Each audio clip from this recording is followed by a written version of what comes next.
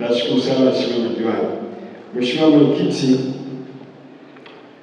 kwa mara yangu ya kwanza kuhudhuria hili baraza, naomba nitoe pongezi za dhati kwanza kwa wewe mwenyewe kwa namna jinsi ulivyosimamia na kuongoza baraza lako, lakini pia nitoe pongezi za dhati kwa waheshimiwa madiwani kwa namna wanavyojenga hoja, kwa namna wanavyotetea wananchi kule wanakotokea. Kwa kweli ni jambo la kipekee sana. Mheshimiwa Mwenyekiti, sisi idara yetu hii kazi yake mojawapo ni kuja kushuhudia uendeshaji wa majukumu ya vikao hivi. Kwa kweli nimeridhika sana nikilinganisha na sehemu nyingi nilizotoka. Nimeridhika sana na jinsi unavyotuongoza kwenye hili baraza na jinsi waheshimiwa wanavyojenga hoja zao. Serikali imeweka hii makusudi, iliweka vikao hivi makusudi ikiwa na maana kwamba endapo kutakuwa na utulivu na uendeshaji ulio makini kama ulio wa kwako Mheshimiwa Mwenyekiti, basi mambo mengi sana yanaenda kutatuliwa huko badala ya serikali kutoka kule juu kuja kuyatatua huko chini.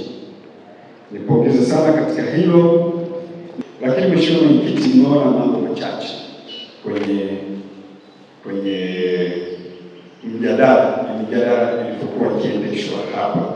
Kwanza nimeona jambo la vifungu katika vijiji, lakini pili nimesikia swala la ukali wa skeli. Najua umevitolea ufafanuzi pamoja na watendaji wenzangu, nawashukuru sana, lakini nimefurahi sana kwa sababu nimefurahi sana kwanza kumsikia Mheshimiwa diwani wangu alitoa hoja. Nimeshukuru sana kwa hili. Nimeona kweli kumbe viongozi mnafuatilia changamoto zetu kule chini. Sasa katika hii Mheshimiwa Mwenyekiti, nisingependa kujikita kwenye maeneo waliotoa ufafanuzi wenzangu. Niseme ya kwamba nianzie kusema kwamba serikali inajaribu kuboresha utendaji wetu wa kazi tuliko, na lengo lake ni zuri tu ambalo lina manufaa kwa sisi wote kama inavyofanya katika maeneo mengine. Kwanza imebadilisha sheria yetu ya fedha, ukisoma inataka sasa mapato na matumizi yote ya serikali yaonekane kwenye mifumo yetu, kwenye mifumo iliyoundwa. Mapato na matumizi yetu yaonekane moja kwa moja mule. Lengo la serikali kutaka kuyaonesha kwenye mifumo moja.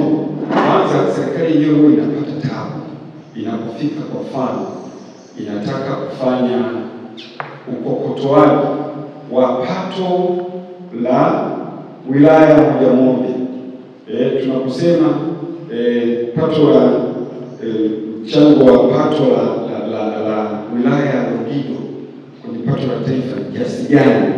Ule ni ukokotoaji unaozingatia mambo mengi. Mojawapo ni haya mapato yetu tunayokusanya kutoka kwenye vijiji mpaka ngazi ya halmashauri na kuendelea juu.